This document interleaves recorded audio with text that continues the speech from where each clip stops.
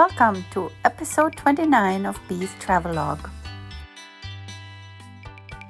The day after Gochang, I took the bus to Mokpo for the Mokpo Cherry Blossom Festival. I walked through downtown until I got to this Japanese mansion and then walked up the side, up some stairs until I got to the stage. I took a seat and maybe watched about an hour of performances. Local kids, groups performing taekwondo, singing, belly dancing, you name it. I then watched a very cool warrior performance here with flags, pikes, swords, bows and arrows. Afterwards, the performers instructed the kids and anyone who wanted to learn how to weave the grasses together in a traditional Korean way. This, by the way, was the spot right below Lee Sun-shin's statue that I had discovered and been to twice during the winter. At this point, I walked up the street following the people. There were costume bears like this for the children to take pictures with. There were booths with food. There was music at every corner, sometimes a single performer, sometimes groups of people playing. I gave this young man some money and then walked on. The cherry blossoms were definitely further developed than they had been in Gochang the day before. Unfortunately, the sky wasn't blue enough to really give a good contrast to show off the beauty of the blossoms. I once again stopped at this overlook and took pictures of the beautiful design inside the roof. There were beautiful white and pink cherry blossoms, and I could see Yudal's sun and the cable car in the background.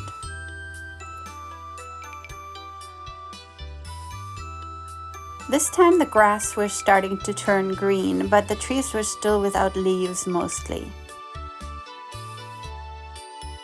Overlooking this old part of Mokpo, you could really see how the old city was very colorful in contrast to the new high-rise apartment buildings.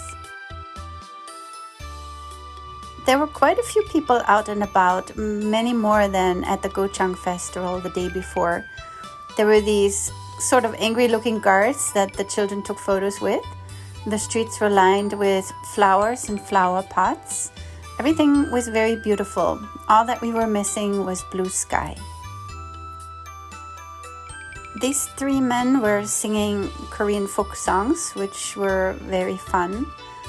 And then from this area, I had a beautiful view of the city. I could see all the way to the Orange Bridge and the cathedral, and all the way to Hadang and the two tall buildings in the distance.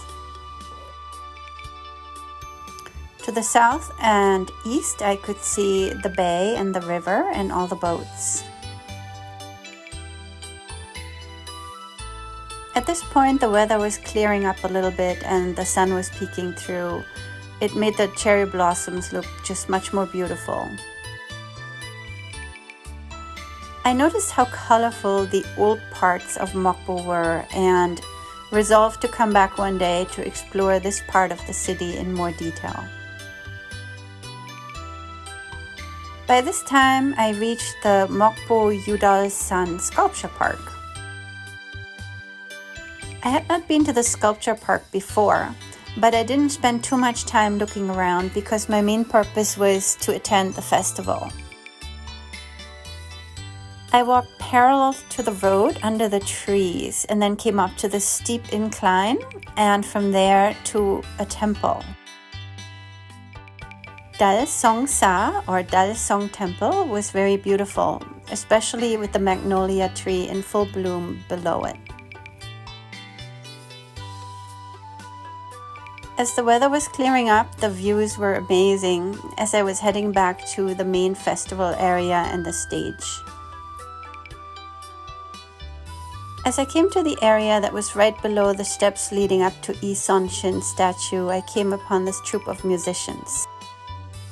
And then the main stage area had a group that was performing music that was a mix between old Joseon area and modern pop. 1 week later, I returned to the sculpture park with my friend Asia.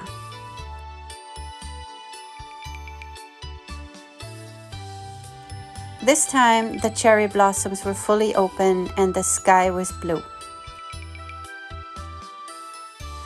We took our time walking around the sculpture park and really looked at each sculpture and read the signs. There were lots of other people enjoying the springtime in the park.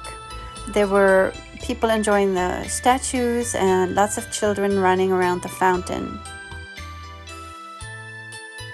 As with most artwork, the intent of the artist wasn't always clear, so it was fun looking at the statues and trying to figure out what the meaning was behind them, especially this one with the 3 children.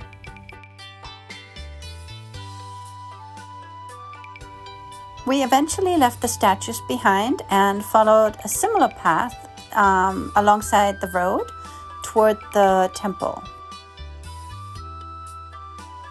This time we found a different set of stairs that led to another temple.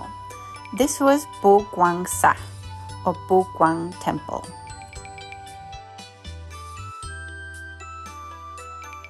As always, the Buddhist temples were very peaceful and quiet. There was a koi pond and we sat down for a little bit to relax from our steep climb. As we headed onward, we first heard and then saw a pheasant. We had beautiful views of the cherry blossoms below us, and then we came to the second temple. As we were walking around the temple and exploring the different buildings, I was attacked by a bee and stung in my ear.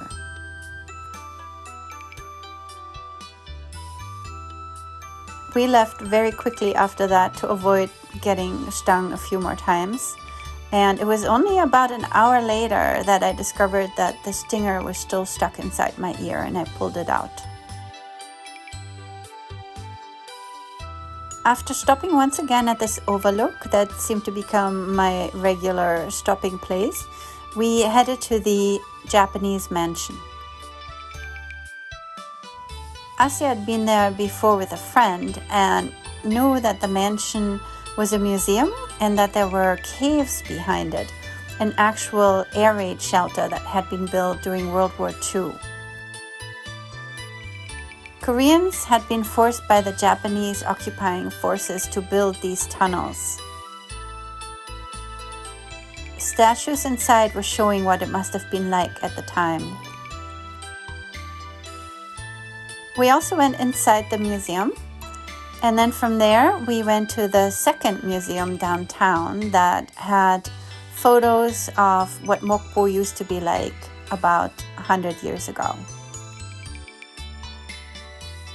I always liked seeing models of what a place used to look like and imagine what it might have been like to walk the streets at the time.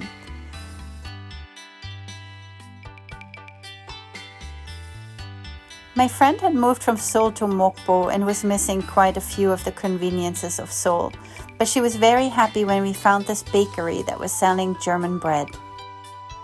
Please join me for more cherry blossoms in Namak, and thank you for watching.